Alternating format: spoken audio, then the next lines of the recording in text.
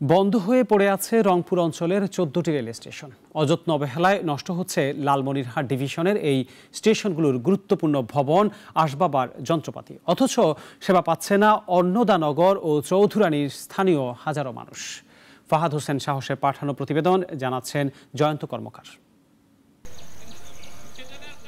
নেই station master, নেই কোনো অফিস কর্মকর্তা।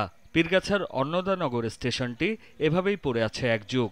প্রতিদিন ৬টি ট্রেন যাতায়াত করলেও নেই কোনো নির্দিষ্ট সময়সীমা। বিশ্রামাগার আছে, তাতে ঝুলছে তালা। তাই ভোগান্তি লম্বা অপেক্ষায় থাকা যাত্রীদের নিত্যসঙ্গী।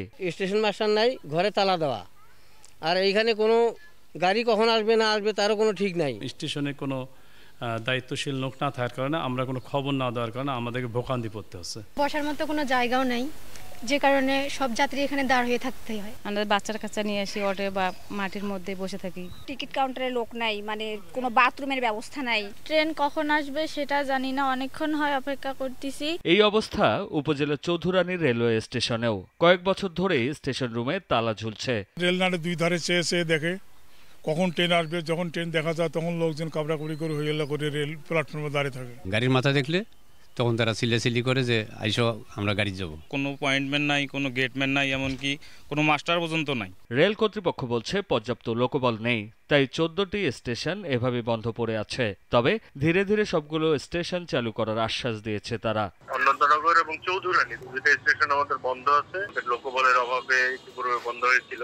চৌধুরানী আপাতত হয়তো চালু করা সম্ভব হবে না। অন্নদানগরে আমাদের লুপ লাইনের কিছুটা কাজ করা হলে আমরা এই স্টেশনটা চালু করার ইচ্ছা আছে আমাদের।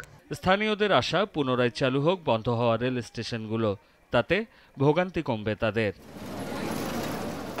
জয়ন্ত কর্মকার, নাগরিক। ওয়ালটন এয়ার কন্ডিশনার এক্সচেঞ্জ অফারে স্প্লিট এসিতে ২৩,০০০ টাকা পর্যন্ত নিশ্চিত ছাড়।